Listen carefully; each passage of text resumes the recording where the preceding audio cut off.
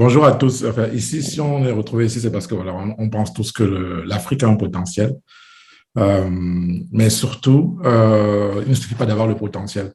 En fait, il faut pouvoir savoir l'activer, pouvoir savoir avoir ce déclic de transformation qui va nous permettre de vraiment exploiter ce potentiel-là. Et aujourd'hui, donc, cet épisode de Impact Africa, on reçoit donc Julia, qui va se présenter, qui va nous parler d'elle en long et en large. Mais en tout cas, c'est une dame que je respecte énormément. J'ai vu son travail, je connais sa personnalité, je la connais depuis très longtemps et donc je suis très, très honoré de te recevoir, Julia, ici. Et j'ai hâte qu'on discute et qu'on comprenne un peu voilà, toute ta valeur, tout ton super pouvoir. En tout cas, on va commencer déjà par une série de questions. J'aime bien ça pour qu'on casse un peu le sérieux. On sait que tu es une dame sérieuse, mais bon, voilà. Il va y avoir trois questions. Le principe, tu vas choisir entre le numéro un, entre un et 11. Et je te donnerai la question, tu pourras répondre. Et une fois qu'on aura passé trois questions, après, on pourra continuer notre entretien. Donc, Ok. tu peux choisir entre le un et le 11. Tu choisis quoi comme numéro? Numéro 5. Numéro 5. Si tu devais déménager en Afrique, où est-ce que tu irais? Si tu devais déménager avec toute ta famille en Afrique, aller habiter, Dans quel pays? effectivement, dans quel pays tu irais, dans quelle ville, ouais, aussi. Alors, j'irai au Cameroun aujourd'hui parce que c'est l'endroit où on est beaucoup plus, avec lequel on est le plus en lien aujourd'hui. J'irai au Cameroun et je n'irai pas à Douala, mais bon, j'irai à quelques kilomètres de Douala en fait, voilà, où j'ai la possibilité d'avoir un terrain. Je me retirerai, voilà, à D'accord. 32 kilomètres de C'est Douala. intéressant. Pourquoi? Pourquoi? Parce que je ne vais pas parler de tous mes projets, mais Hmm. euh, on vit une vie citadine, on travaille beaucoup et depuis quelque temps, ce que j'aimerais quand je me retire, c'est de pouvoir me retirer dans un coin où vraiment je me reconnecte à la nature, à tout ce qui est terre, champs et tout. À la ferme, en gros, quoi. Ok. Ok, ok. Ok, c'est bien. Un autre numéro, du coup, entre un et 11. Le 11, allez. Le 11. Si tu avais tout l'argent du monde, qu'est-ce que Mhm. tu feras en Afrique? Qu'est-ce que je ferais en Qu'est-ce que Afrique? tu mettras en place en Afrique? Oui. Ou Alors, si comment tu le j'avais dépenserais ton argent? Parce que tu peux aussi vouloir le claquer, hein, tu fais comme tu veux. Hein.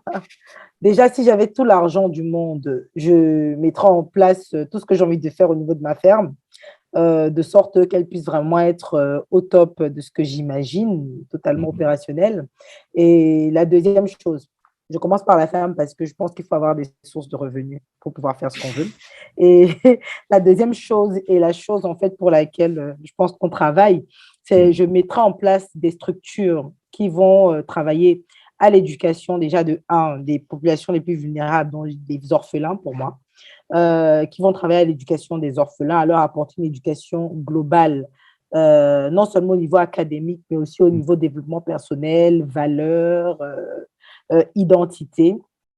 Je mettrai également en place des lieux où on pourra aider les veuves à pouvoir mettre en place leur projet de vie. On les accompagnera à mettre en place leur projet de vie. Je mettrai également en place des lieux d'éducation pour tous ceux qui sont hors du système scolaire en fait et qui ne se retrouvent pas dans le système scolaire pour les aider également à bâtir leur projet de vie. Ça va être franchement les trois axes sur lesquels je travaillerai si j'avais tout l'argent du monde et qui fait que je bosse en Afrique. Ah ouais, mais c'est super. Ça veut dire que toi, tu attends juste l'argent, en fait. Toutes tes idées sont déjà là. C'est ça. Ah non, mais c'est génial, c'est génial. On va creuser plus ce type de rêve-là que tu as. Et on va quand même faire une dernière question. Je vais me donner notre numéro entre un et 11. Alors, j'hésite entre 3 et 6. Allez, 3. 3. Ah, c'est drôle, ça. Quel est l'aliment africain que l'on trouve tout le temps dans ton frigo? S'il y en a un, bien sûr. L'aliment africain que l'on trouve tout le temps. Tout le important. Ou le plus, on va dire, le plus dans ton frigo, quel est l'aliment africain que tu as le plus chez toi, finalement? Euh, allez, ça va être la chikwang.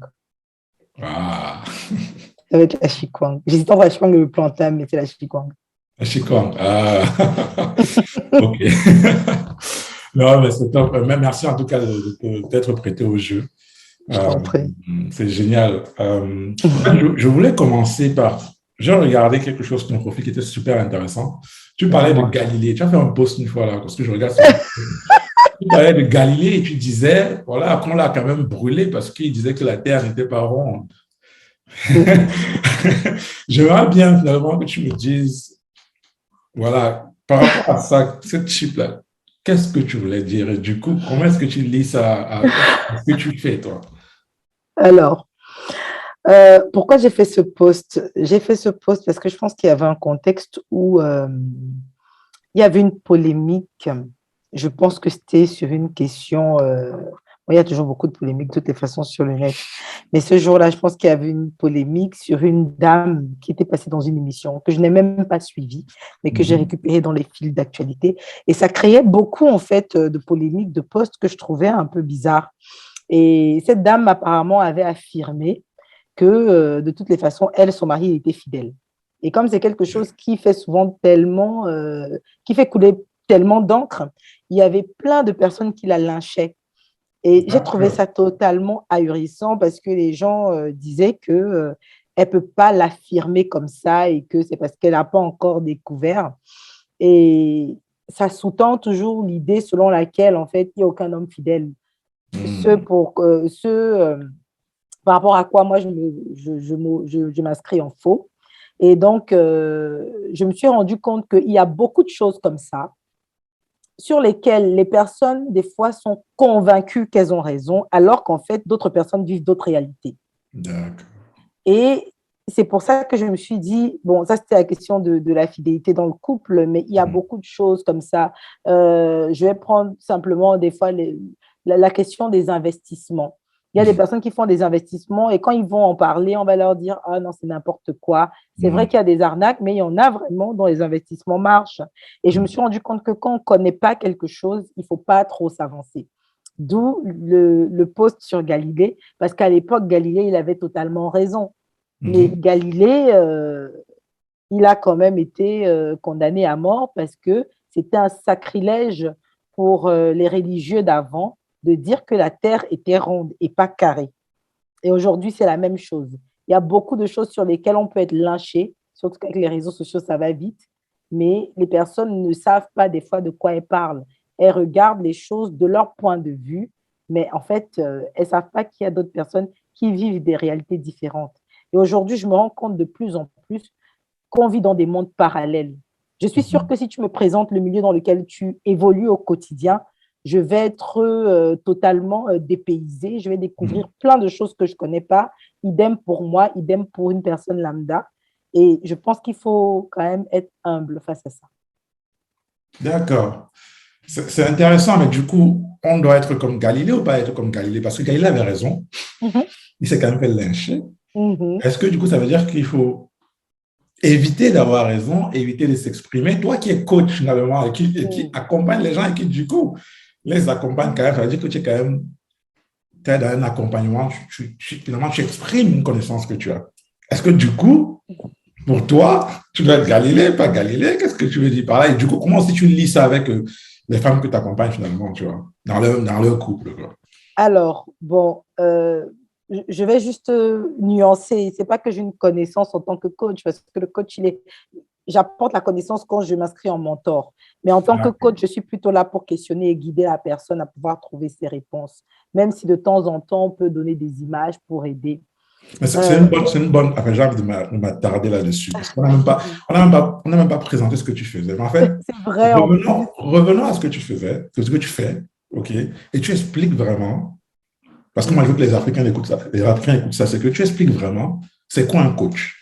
Et tu essaies de nous dire un peu, voilà, est-ce que toutes les personnes qui s'inscrivent en mentor coach sur Facebook et tout, vraiment, aujourd'hui, on a besoin de savoir clairement pour pouvoir savoir qui aide et qui n'aide pas, qu'est-ce qu'un coach? Et qu'est-ce que toi, tu fais pour ces femmes-là et comment tu les accompagnes? Parce que je pense que beaucoup de femmes ont besoin de faire la distinction entre moi, c'est ce que je vois, et même dans le coaching, dans d'autres domaines, il faut quand même savoir faire la distinction entre un conseil, je veux dire quelqu'un qui vous donne comme mentor, qui vous donne un conseil, et un coach qui vous aide vraiment à trouver vos propres solutions. Mais bon, je te laisse, je suis vraiment intéressé par ton point de vue là-dessus. Ok, bon, je vais juste revenir au tout début. Tu m'avais dit de me présenter, je ne me suis pas présentée. On va s'excuser auprès de ceux qui nous suivent. Donc, moi, je suis Juliane Dabouloubaki, je suis médecin, inspecteur de santé publique, médecin de santé publique de formation, et je travaille dans une agence régionale de santé en tant que conseillère médicale. Et je suis également coach de vie. Et ce que je fais, je me suis spécialisée particulièrement dans l'accompagnement des femmes à pouvoir vivre une vie équilibrée sans avoir à choisir entre leur vie amoureuse et leur carrière et leur épanouissement professionnel. Donc, je les accompagne vraiment à vivre leur plein épanouissement tout en conciliant les deux sans accroche. Donc, voilà, pour cadrer vite fait ce que je fais. Par rapport au coaching, le coaching, c'est quoi? Et c'est vrai qu'il y a beaucoup de choses. Et je pense que c'est important que les gens se posent pour vraiment savoir de quoi on parle. Un coach, c'est quelqu'un qui va s'inscrire à côté d'une autre personne ou alors dans un groupe, parce qu'il y a des coachings de groupe également, pour aider les personnes de partir d'un point A à un point B. Et dans ce parcours-là, le coach n'est pas là pour dire à la personne, tu dois faire ça, tu dois faire ça. Non, le coach est là pour emmener la personne à se poser les questions qu'il n'arrive pas à se poser parce qu'il est trop pris par son problème et par d'autres choses qui le rendent confus, l'emmener à se poser les questions essentielles et à trouver en lui-même, par rapport à sa vision, par rapport à ses valeurs, finalement, quelle est la réponse adaptée et finalement le chemin, le choix à faire. C'est ça que le coach fait. Le coach est là pour accompagner la personne dans son questionnement, l'accompagner également aussi à prendre les décisions qui sont adaptées par rapport à ses choix, à ses valeurs et à où la personne a envie d'aller. Donc, ça va être ça le coach. Le mentor va s'inscrire plutôt dans une logique, j'ai envie de dire un peu parrainage, mais je ne sais pas, le terme ne me plaît pas trop, mais on suit en fait le chemin d'un mentor. Ça veut dire que le mentor, on va lui demander un peu, ça a été quoi ton parcours? Et puis, on va tirer de ce parcours-là ce qu'on a envie de faire. Souvent, le mentor, on va vouloir un peu faire comme lui. On va essayer de copier les choses, on va prendre les conseils. Voilà. Il y a des personnes qui font les deux. Ça dépend aussi des liens avec les personnes qu'on accompagne, voilà, qui sont proches de nous ou pas. Et puis après, comme tu l'as dit, il y a le conseil. Il y a beaucoup de personnes qui vont m'approcher pour le conseil. J'aime pas trop le conseil, même si des fois je fais. Ça dépend du lien que j'ai avec la personne. Mais il y a des personnes qui vont pour avoir ton avis. Qu'est-ce que tu ferais dans cette situation-là? Qu'est-ce que tu me conseilles? La difficulté avec le conseil, c'est que un conseil, il a à prendre ou à laisser. Et des fois, le conseil ne rencontre pas une conviction chez la personne. Donc, si la personne suit le conseil et que finalement, ça ne se passe pas bien, elle risque de pouvoir remettre la faute sur la personne qui lui a donné le conseil si elle n'a pas assez de maturité. C'est pour ça que je suis un peu tatillonne sur le conseil, en fait. Voilà. Mais du coup, toi, tu accompagnes les femmes, c'est du coaching officiellement. Oui, je fais du coaching. Je fais du coaching. Moi, ma formation que j'ai faite en fait pour coacher, c'est vraiment une formation de coaching. D'accord. Et pourquoi, en fait, comment tu fais pour en arriver là? Parce que pour moi, j'étais un médecin, voilà, tu as bien gagné ta vie. Qu'est-ce qui t'a amené à faire du coaching, à te dire, je vais aider les femmes à pouvoir trouver cet équilibre? Qu'est-ce qui t'emmène là? Mais moi, c'est ça que moi, je veux comprendre vraiment.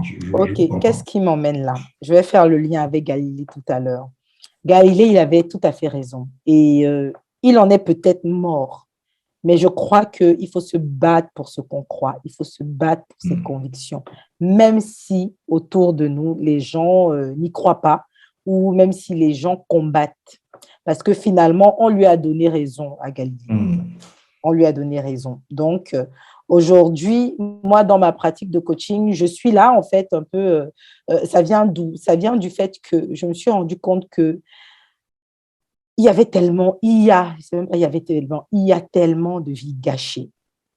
Il y a tellement de potentiel gâché parce qu'on n'a pas forcément eu les bonnes informations, parce qu'on ne s'est pas forcément posé les bonnes questions, tout simplement parce que des fois, on ne nous a pas appris à nous poser de bonnes questions. Ce n'est pas tout le monde qui arrive à se remettre en question. Ce n'est pas tout le monde qui arrive à trouver sur son chemin ou même à discerner, parce que je pense qu'on a toujours sur notre chemin des personnes qui nous aident, mais ce n'est pas tout le monde qui arrive à discerner ces personnes-là, à discerner ces personnes que j'appelle souvent des aides destinées, qui nous aident à avancer vers où on va. Et au début, j'ai regardé le coaching un peu de façon, comment dire, j'étais un peu, oh, le mot m'échappe, curieuse. J'étais un peu curieuse avec un peu de scepticisme parce qu'on entend beaucoup de choses et en essayant de comprendre ce que c'était vraiment, je me suis rendu compte que le coaching permettait à quelqu'un de pouvoir prendre le pouvoir sur sa vie, en quelque sorte. Parce que l'idée, ce n'est pas d'être tout le temps, on se fait accompagner à différents niveaux, plus on grandit, mais l'idée, ce n'est pas d'être tout le temps au même niveau où on te dit ce que tu dois faire, on t'accompagne sur les mêmes thématiques. J'ai compris que le coaching emmenait les gens à être transformés, en fait, à vraiment être transformés. Et comme dans mon cœur, ce qui bat, c'est aider les personnes vraiment à restaurer leur vie, et qu'on le faisait déjà avec mon mari dans un cadre communautaire, je me suis dit, la formation en coaching, c'est ça qu'il nous faut parce que je crois vraiment qu'on a besoin d'outils quand on veut faire les choses bien et quand c'est notre truc, mais on ne sait pas comment. Il y a des personnes qui sont passées avant nous et qui savent qu'ils font des choses qui marchent. Il ne faut pas hésiter à pouvoir aller vers ces personnes-là et à apprendre. Et c'est comme ça que moi, j'arrive au coaching. J'arrive au coaching parce que je me dis que j'ai envie d'aider plus. Je me dis que les personnes ont vraiment besoin de se réaliser. Il y a beaucoup de choses qui arrivent dans les vies qui peuvent nous mettre par terre. Moi-même, j'ai eu dans mon parcours des moments où si je ne m'étais pas relevée aujourd'hui, peut-être je ne serais pas là en train de faire cette interview avec toi. Et vraiment, il y a un réel besoin de restauration dans la vie des gens. Beaucoup de personnes ne s'accomplissent pas tout simplement parce que, en dehors des peurs, elles vont peut-être garder des choses qui sont du domaine de la dépendance affective. Mais la dépendance affective, on en sort. Beaucoup de personnes ne vont pas faire certaines choses parce qu'elles restent enfermées dans des croyances erronées. Je prends l'exemple de tout à l'heure au sujet de la fidélité, infidélité. Comment on peut imaginer de faire grandir une jeune fille en lui mettant dans la tête que de toutes les façons, les hommes sont infidèles? Donc, en fait, elle qui aspire au mariage, elle aspire à un mariage où elle se dit que de toutes les façons, elle va être non respectée dans son couple parce que c'est une fatalité. Non, la vie n'est pas une fatalité. Sinon, franchement, je ne pense pas qu'on serait là aujourd'hui. Sinon, ça ne servira à rien. Ça n'aurait aucun sens. Tu vois? Mais du coup, ce qui juste me pose une question, c'est très bien, on peut dire à quelqu'un que la vie n'est pas une fatalité. Tu as dit que tu as traversé des moments difficiles. Mais en fait, qu'est-ce qui va faire que cette personne-là, qui pendant 15 ans, 20 ans, 30 ans, 40 ans, a une histoire dans sa tête, se raconte une histoire dans sa tête, qu'est-ce qui va faire qu'elle change? Parce que finalement, bon, c'est bien de dire coaching, coaching, coaching, mais moi, ce que je veux comprendre, c'est que comment tu amènes tes femmes-là à pouvoir changer? Comment tu crées ce déclic? Parce que c'est ça qui est important, finalement. Toute l'histoire qu'on va leur raconter, moi, je sais ce que c'est. On a des enfants tous les deux. Je sais très bien que tu parles à un enfant 10 000 fois, eh ben, il ne comprend pas ce que tu lui racontes. Comment est-ce que ça change? Toi, peut-être, par exemple, peut-être que c'est le mécanisme par lequel toi, tu es passé qui t'a fait te dire, OK, c'est possible de changer. C'est possible, en tout cas, d'être transformé, de changer le paradigme, finalement. C'est ce qu'on dit, quoi. Mais moi, je veux savoir comment toi, tu fais. Comment je fais? J'emmène les femmes à remettre en question, en fait, leur schéma de croyance. Déjà, je les emmène à réaliser, à identifier, en fait, ce à quoi elles aspirent. Ça, c'est très fort, la vision. À réaliser vraiment ce à quoi elles aspirent. Et une fois qu'elles ont réalisé ce à quoi elles aspirent vraiment et qu'elles se sont permises de le faire, c'est pour ça que dans le coaching aussi, il y a un lien de confiance qui se crée Parce que si la personne n'est pas en confiance, elle va pas vouloir se permettre de rêver grand. Donc, déjà, l'emmener à réaliser justement cette vision-là, l'emmener à être au clair avec ses valeurs, voilà, ce qui la définit, ses principes. Et maintenant, on va aller travailler et questionner ses pensées limitantes, ses forteresses de pensée, ce qui l'empêche aujourd'hui finalement d'être ce qu'elle aspire à être. Et on va travailler par objectifs comme ça au fur et à mesure et avancer. En général, il y a 3 objectifs principaux en fait qu'on va prendre au départ. Je vais questionner tout ça et puis on va aller objectif par objectif. D'accord, ok. Mais si on parle d'objectifs, on parle déjà de mettre en place des objectifs. Ça veut dire qu'il y a quand même un élément volonté ou un élément intention, c'est ce que je vois. Et cet élément intention, est-ce que c'est toi qui le déclenche ou est-ce que la personne le déclenche avant de te rencontrer et c'est pour ça qu'elle vient te rencontrer? Moi, c'est ce que je... Voilà. Ta question est très pertinente, Arthur. Et c'est l'une des choses qui m'a fait m'orienter vers le coaching. Parce qu'au début, mon mari voulait qu'on fasse une formation en relation d'aide. Et ça ne me tentait pas plus. D'accord.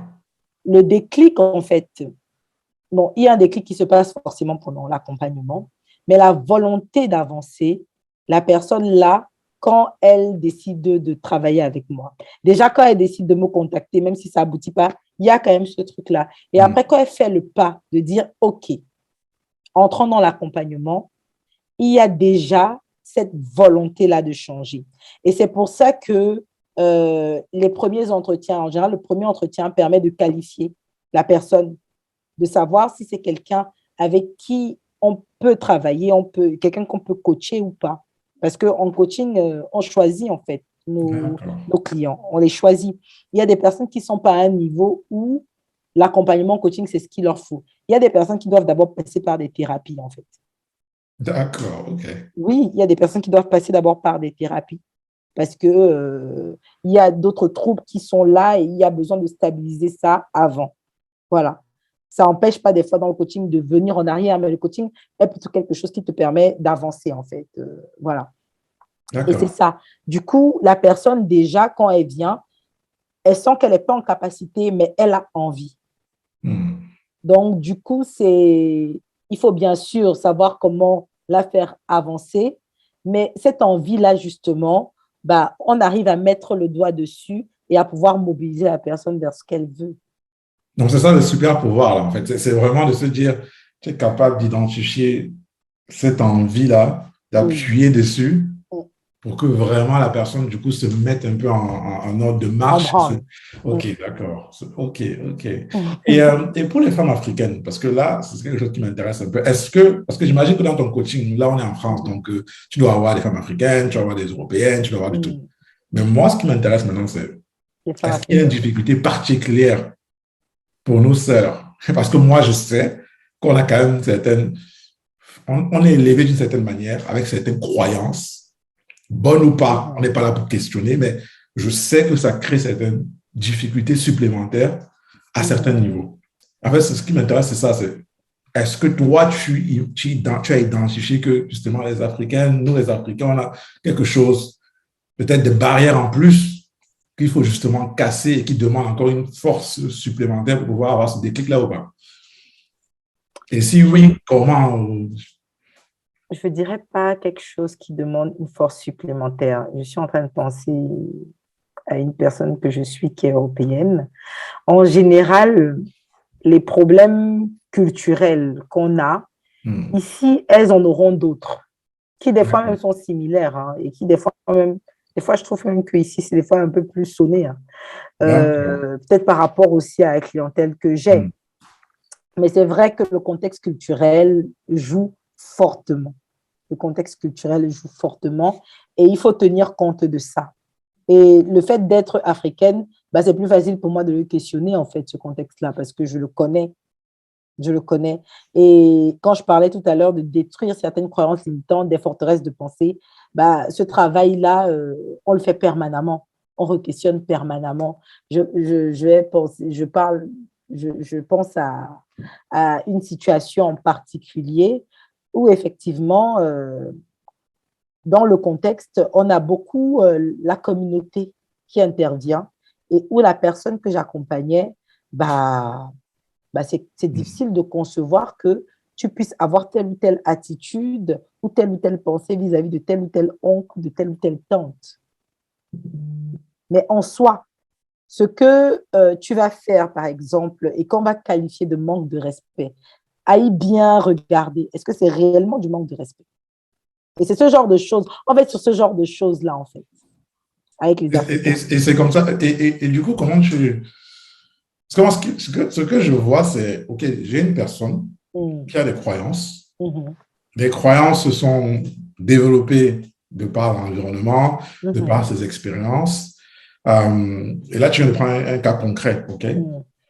Tu discutes avec un oncle, une tante, et tu n'es pas forcément en train de lui manquer de respect, mais l'oncle ou la tante peut dire que tu lui manques de respect. Donc, ce n'est pas forcément du manque de respect, OK? Mais sauf que nous, moi, on s'est développé avec le fait que quelque part, si l'oncle ou la tante dit ça, on lui doit quand même du respect. Comment toi, tu vas arriver à pouvoir déconstruire ça quand c'est... Je n'ai pas l'impression que c'est quelque chose qui vient de l'intérieur, mais peut-être je me trompe.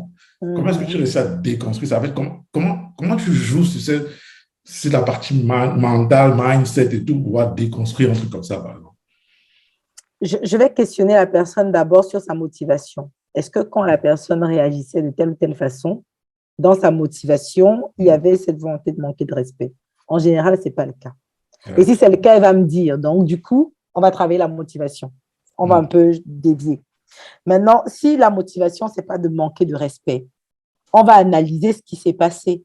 Et on va analyser aussi, on va prendre aussi le point de vue de l'oncle et comprendre pourquoi est-ce que l'oncle considère que c'est un manque de respect. En général, la motivation qui emmène l'oncle ou la tante à considérer que c'est un manque de respect, on aboutit sur... Ça, ce n'est pas moi qui dis, hein, mais les questions font que la personne aboutit sur le fait que c'est l'ego. Ouais. Donc, si c'est l'ego, en fait, il n'y a plus de raison en fait, de se questionner. Ce n'est pas une raison valable. Oui, non, tout à fait. Donc, ça va quand même, voilà, en fait. ça va quand même très loin. Là. Ça veut dire que tu vas quand même questionner, bon, après, la méthode peut être différente, mais tu vas quand même aller questionner aussi les personnes qui influencent Je demande à ma cliente de pouvoir de pouvoir considérer le point de vue de l'autre. Pourquoi je le fais? Je le fais parce que l'idée, ce n'est pas de pouvoir mettre la personne en porte-à-faux avec son proche parent ou pas. C'est de pouvoir aussi comprendre que d'autres personnes s'inscrivent dans des schémas, pas forcément pour nous nuire, mais parce qu'en fait, c'est des choses qui les dépassent. Et qu'à partir de ce moment-là, il ne faut pas avoir de ressentiment. D'accord. C'est ça, en fait, parce que des fois, on est sur des personnes qui vont peut-être développer après une hostilité. Et ce n'est pas ça le but. On est là justement pour que les personnes soient libres. Donc, quelque part, des fois, il faut pouvoir comprendre ce qui se passe dans la tête de l'autre. J'ai une cliente comme ça que j'ai accompagnée pour pouvoir repositionner son lien. Là, c'était carrément sa maman. C'était avec sa maman. Et aujourd'hui, elle y arrive très bien. Et du coup, elle est totalement libérée de tout ce qui, en fait, l'encombrait avant, mais qui, en fait, ne lui était pas destiné, en fait. C'était un problème qui regardait ses parents et finalement, elle était happée par ça. Et elle n'arrivait pas à mettre la limite et à faire la part des choses. D'accord. Et donc, et ça, toi, tu le fais, tu le mets en lumière et la personne... Oui. Des fois, il y a des séances où il y a beaucoup de pleurs. Parce que ça renvoie à des choses vraiment profondes, des choses qui sont construites depuis l'enfance. Mais en même temps, c'est normal. C'est normal. Mais on reste focalisé sur où on va, on accepte et puis on comprend. Et puis, on doit faire des choix. C'est surtout ça. C'est une question de choix. On choisit notre chemin. Ça a l'air facile à dire comme ça. Enfin, j'ai souvent aussi tendance à parler comme ça. Ça a l'air facile à dire comme ça, mais toi, personnellement, qu'est-ce que tu crois qui t'a aidé à pouvoir faire ce choix et faire ces choix? Tu vois, parce que Finalement, c'est ça, c'est que toi, tu n'as pas eu de coach. En tout cas, tu n'as pas eu une Julia qui t'a accompagné. Non, j'ai eu des personnes que j'ai croisées sur mon chemin quand même qui m'ont aidée. Ce pas D'accord. des coachs, il y a différentes personnes à différentes saisons de ma vie. Mais c'est vrai que oui, j'ai pas eu un coach. Aujourd'hui, j'en ai. Mais oui, Mhm. avant, jusqu'à arriver à ce cheminement, je ne l'avais pas forcément, c'est vrai. Donc, tu dirais que c'est toujours un peu difficile de faire ce cheminement tout seul. C'est-à-dire qu'il faut toujours des influences extérieures. Oui, oui, parce qu'on ne sait pas tout, Arthur. On vit dans des, comme je disais, on vit dans le monde parallèle. Mhm. Moi, si on reste dans l'environnement dans lequel on a grandi et qu'on s'ouvre à un autre environnement, on n'a pas de remise en question. Mhm. La remise en question vient à partir du moment où on confronte et où déjà on se dit, il y a quelque chose peut-être qui n'est pas normal.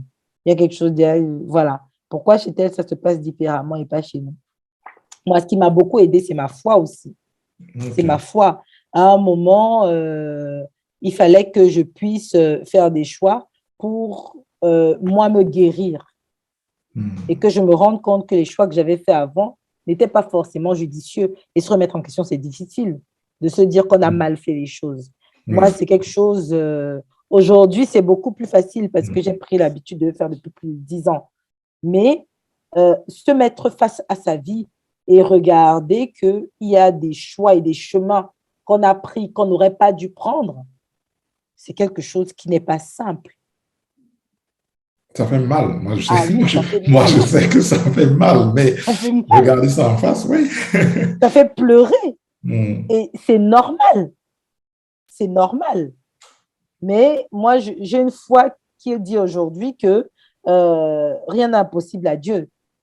Donc, ça veut dire qu'on peut tout restaurer. Il n'y a rien qui est destiné à être down et puis c'est scellé, c'est fini, en dehors du jour où on meurt, tu vois. Donc, c'est aussi cet espoir-là.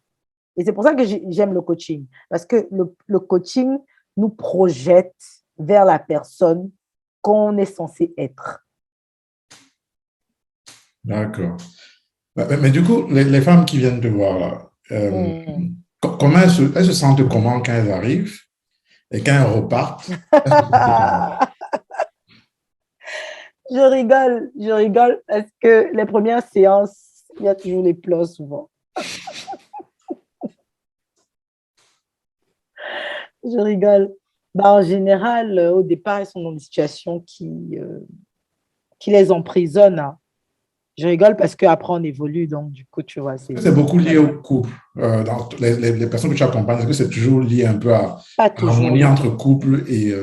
pas non. toujours, pas Ok. toujours, pas toujours. Il y en a beaucoup aussi, c'est les blessures de l'enfance. Ok. Les blessures de l'enfance, beaucoup. Il y en a beaucoup. C'est les blessures de l'enfance. Après, dans le couple, ça fait aussi des dégâts. Du coup, ça se Hmm. répercute, hein. Mais donc, en général, elles arrivent, elles sont vraiment très mal. Elles sont très mal, très mal. D'accord. Et puis, rapidement, en fait, déjà, en général, à la première séance, on pleure, après, on pleure plus. Après, on pleure plus. Et puis, rapidement, en fait, elles ont des résultats très rapidement. Donc, ce qui fait que, puisque je fais faire des exercices entre temps et tout, donc, entre deux séances déjà, elles voient leur évolution et elles sont très reconnaissantes par rapport à ça. Et comme on célèbre à chaque fois, à chaque séance, en fait, on célèbre les réussites. Donc, ça, c'est quelque chose aussi qui les porte et elles voient comment elles se transforment vraiment. D'accord. Ok. Mm. Et j'imagine que ça rayonne après dans tous les domaines de leur vie. Ça Ah peut être oui, professionnel. ah oui, Ouais.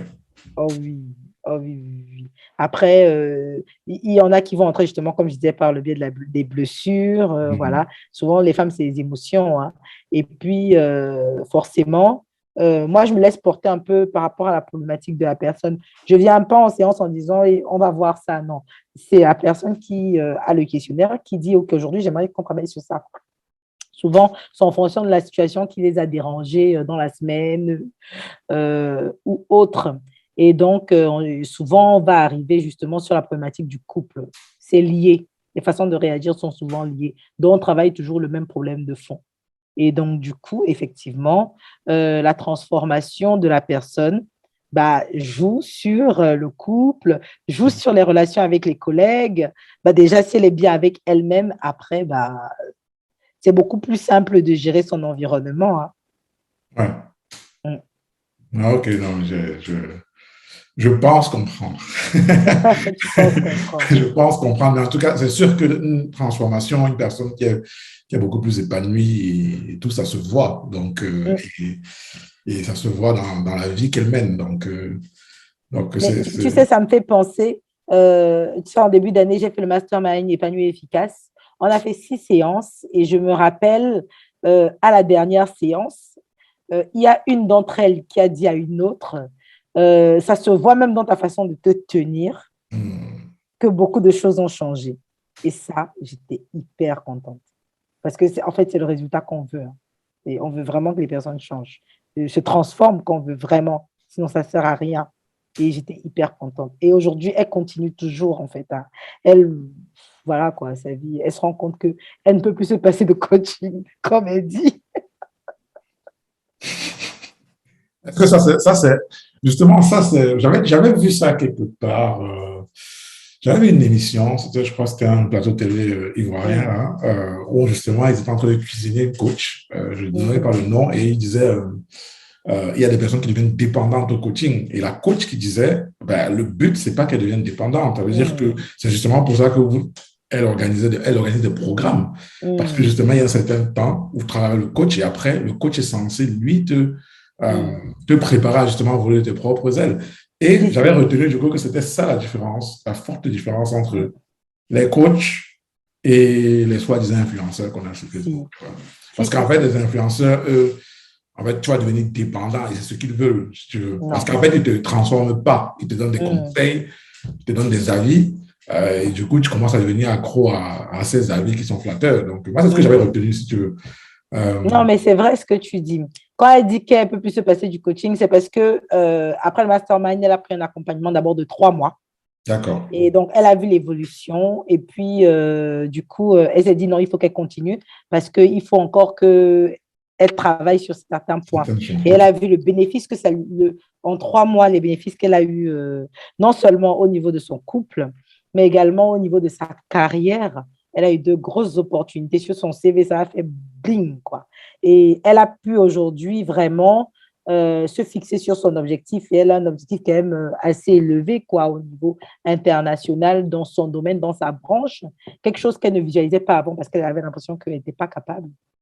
Donc, elle s'est rendue compte que là, il fallait qu'elle puisse continuer sur l'accompagnement parce que ça lui apportait. Oui, bon, donc du coup, à chaque accompagnement, c'est un objectif différent. Voilà, exactement. C'est un objectif différent.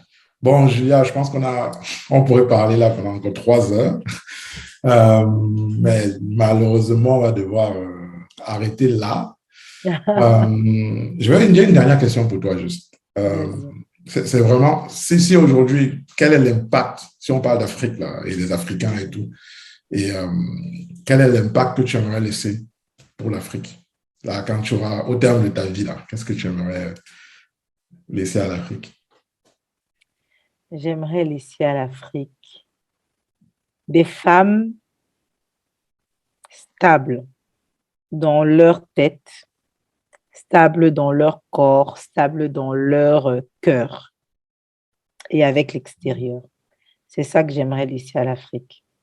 Des femmes qui ont compris pleinement quelle est leur identité, qui ne s'inscrivent pas en porte-à-faux par rapport à la genre masculine, parce qu'elles se battent contre un système, mais qui occupent leur place pleinement sans se sentir en rivalité ni en concurrence, mais qui jouent leur rôle en toute humilité, mais sachant ce qu'elles valent et qui sont épanouies, non seulement dans la société parce qu'elles réalisent des choses et qu'elles en sont capables, mais également dans leur famille en tant qu'épouse, en tant que mère, et construisent une société équilibrée parce qu'on en a besoin. Wow. Wow. Bon, je pense que les femmes qui vont entendre ça En tout cas, moi, voilà, ça m'a laissé un peu quelques frissons là. C'était assez puissant. Non, mais c'est très bien. En tout cas, merci beaucoup. Merci Je beaucoup t'en de ton prie, merci temps. à toi. Merci d'avoir Merci à toi. partagé ta passion, ton super pouvoir. Et surtout, merci d'avoir posé ce but ultime à la fin. Enfin, moi, je suis très passionné par les buts. Ce que j'appelle les buts, c'est vraiment Mm, un objectif comme celui-là que tu dis, OK, je veux laisser ça. J'ai mm. cette vision-là. Et je trouve que c'est grandiose. Faire grandir et on grandit en allant vers une vision. Moi, c'est ce que moi, je Mm. pense. Je suis Je suis convaincu de ça. d'accord avec toi. En tout cas, Merci merci beaucoup. beaucoup. Merci beaucoup. Et en tout cas, nous, on va rester en contact, c'est sûr. Juste, j'ai oublié une chose, c'est où est-ce qu'on Oui. peut te trouver? Comment est-ce qu'on peut te trouver si des personnes veulent se faire accompagner? Tu as des liens, tu vas me laisser des liens que je vais mettre en dessous de cette vidéo. OK. Alors, pour me trouver, je suis sur Facebook. Donc, j'ai ma page, en fait, Femme ambitieuse, où on peut me trouver, qui est liée à mon WhatsApp. Donc, voilà, c'est facile. Et j'ai également mon profil personnel, Juliane Daboulbeki, où je poste des vidéos. Voilà, on peut me trouver là. Mm. Très bien. Encore une fois, bon, maintenant, c'est le vrai au revoir.